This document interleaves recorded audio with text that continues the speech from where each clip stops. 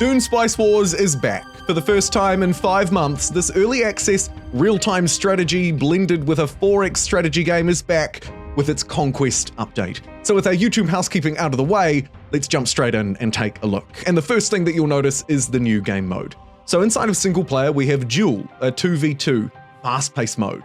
Then we have the Battle for Arrakis, the traditional mode, up to 4 factions, and now we have Conquest, Dune Spice Wars' answer to a campaign mode, but in sticking with the tradition and the kind of gameplay that you would expect from a normal Arrakis game. It starts by you choosing a faction. You'll note there are only 3 to choose from, Atreides, Harkonnen, and Corino. Once you decide who you want to play, you'll be stuck with them for the duration of the campaign. Well, what does that actually mean?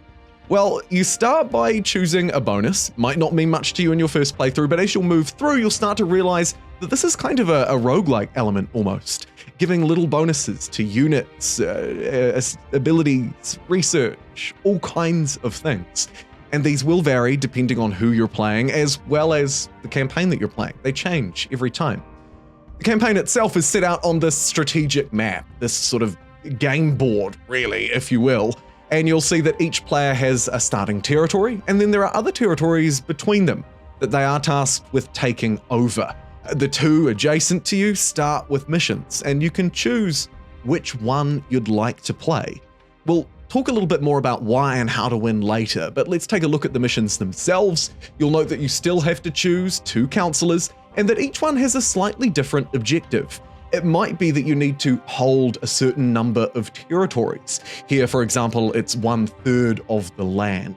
Or there might be other objectives as well, that you might need to take out a certain player, get control of a certain region, or gain hegemony over it, like in this strategic expansion mission.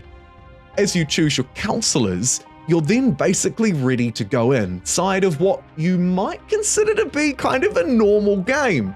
You'd note that there are also mission modifiers up the top. In this case, it's a minus 60% authority cost as I try and take over 1/3 of the land. So each mission is kind of a game in of itself, and you'll see that in a moment, but each one also has its special modifiers that go along with it.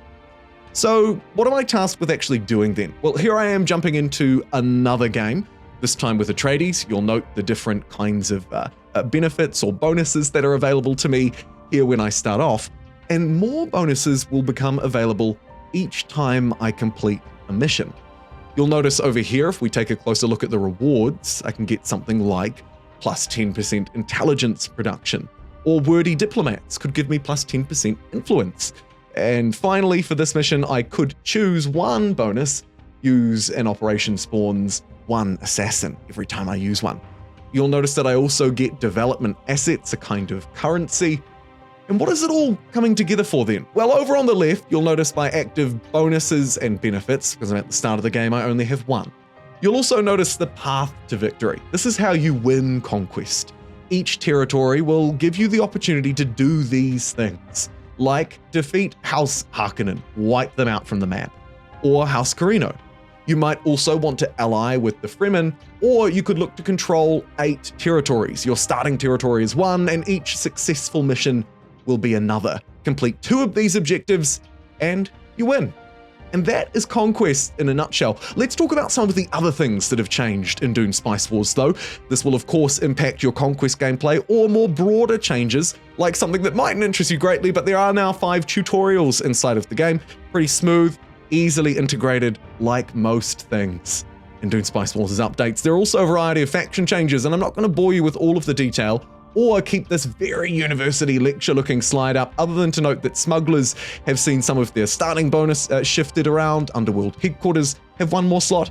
Corino takes 10% extra damage against trader units, and it also doesn't collect the spice taxes from everybody else now as well. Moving through, let's talk about changes to buildings. Each faction now has a unique village building. There's also a wholesale market that'll give you 5 Solari. You can build that everywhere. Major buildings have seen some reworks, and main base buildings have been streamlined as well.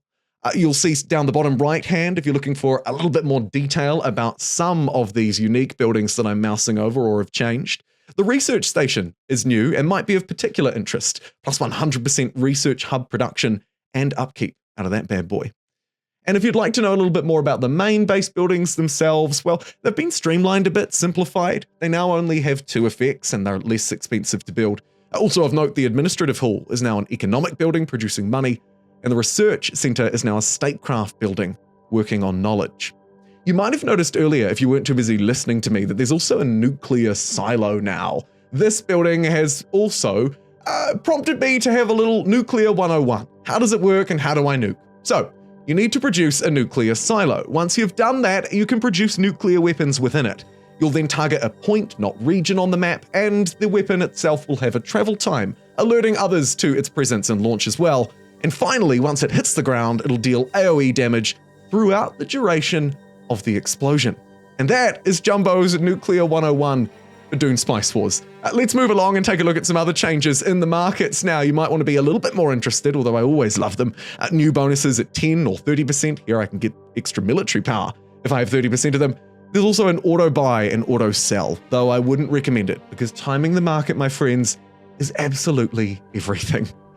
Moving through to some main economic changes, because this will impact everything, not just you trading in the market.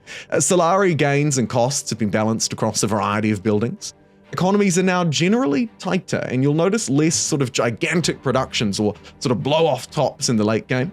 Economic specialization is less mandatory now, so it's easier to kind of stretch between different areas, and there's more of a focus around spice. Those are kind of high level, not as detailed or granular changes, but we will move through and take a look at some more specific detail as we go on. In terms of plascrete, let's take a look at that, and fuel cells. Plascrete upkeep has been completely removed or reset. Plascrete factories now produce 10 plascrete and have 20 Solari upkeep. And the costs have been changed to accommodate slightly cheaper generally across, say, getting new buildings available in your villages. Moving along to the final sector, those fuel cells, they're now a strategic resource, and factories for them can only be built on geothermal energy or great volcano territories. Very specific ways to get them now. Refineries, ornithopters, and airfields, though, as a trade-off, don't cost any fuel, so you won't need to worry about having it at the start of the game. However, those major buildings do, and you'll start the game with none. So if you want to get your major buildings online, you don't have to worry about your ornithopters, but your major buildings are going to need you to go out and get some fuel. Let's move through and talk a little bit about victory conditions now, starting with hegemony, which has seen a rebalance. This will be vital, of course, not just to the new Conquest mode. 30,000 is now required. Regions will give you more. Events will give you a little bit more. And workshops can now be built on any special region, not just specific ones. So overall, the gain has been increased a little bit in some areas or made a little bit easier for us, but the amount that you'll need has also gone up to 30,000. Some factions saw changes too. In terms of spying, there's been some overall balancing to the missions. New agent slots can be acquired by putting an infiltration cell in the territory with a new operation. Quite a fun one, and they've added some shortcuts to the UI as well. There's a few other UI changes that you might notice in the gameplay. I won't cover them specifically in this video, but of course I will have the patch notes linked below if you'd like to check them out in all of their gory detail. Let's move through. Now we're going to talk about assassination, because that's also seen a pretty significant rework. Assassination now requires 3 information level, what we used to call infiltration level, in the target faction, and 1 in every non-allied. Assassination can then be launched on the opponent's territory like any other op. Once it's launched, the assassin must pay upkeep to keep it going and should keep their agents on target slots for the assassination to progress. After a while, depending on the opponent's ability to detect the operation, maybe counter-op intelligence, what have you, the assassination is going to be detected by the target. Once it's detected, the target can investigate their villages to remove your infiltration cells. Should they keep their agents on counterintelligence to slow you down, and they can fulfill a unique event every 10 days to increase their assassin upkeep, making it more expensive for us, or delay the assassination for a little bit longer. There's also a new diplomatic action guarantee of safety that can be put into trade to put an end to a current assassination attempt. So new ways to change it, new ways to counter it, and the AI's changed its behavior too. Very important to note. But first, a note on politics. All regular council standing gains now happen at the end of each session. Treaty effects have been changed and reworked, and more highly valued too.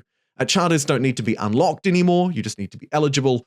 and there are lots of new resolutions. And finally, as we take a look at their brilliant new trailer, as I mentioned earlier, the AI has changed with improved village aggression. So they'll now fight enemy-owned villages more often, improve their aggressive tactics. Statecraft AI can now assassinate, and because we were talking about assassination, the AI can now also counter-assassinate, using those measures that we talked about earlier. There were also a whole host of other changes to things like units and counselors, but I'm going to leave the video here while showing them on screen. Thank you so much for joining me today to take a quick look at this Dune Spice Wars update. I hope it's brought you all of the information you could desire. I'll see you next time.